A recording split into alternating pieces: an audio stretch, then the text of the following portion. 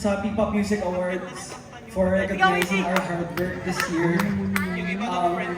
The past year has been a good year to us. And hindi po namin makukuha tong award na to without the people na tumutulong po behind us, Six Sense.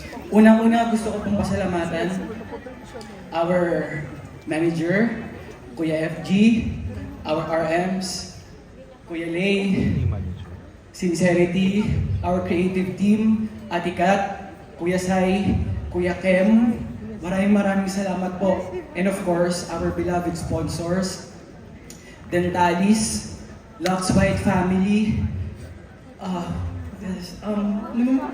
Slimmers World, North EDSA,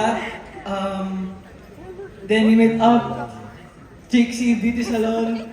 Maraming salamat po sa inyo. Hindi po namin makakamit tong award na to without the people na naniniwala po sa amin. I know may mga times na hindi kami pinaniniwalaan at mga oras na maraming hindi maniniwala. Pero as long as may mga taong naniniwala, kahit isa lang, magpapatuloy kami. Maraming salamat po.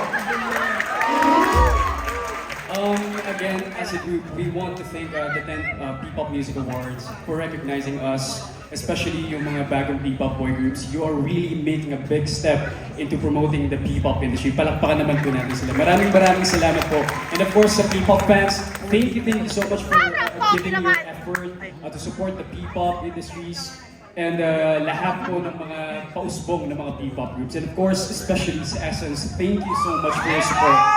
Maraming salamat po, and this is our first ever award dito sa 10th P-Pop Music Award, dito sa P-Pop Music Awards, and we're very grateful and we promise to create more music for all of you guys. Thank you so much. Mabuhay ang P-Pop! Mabuhay ang OPM!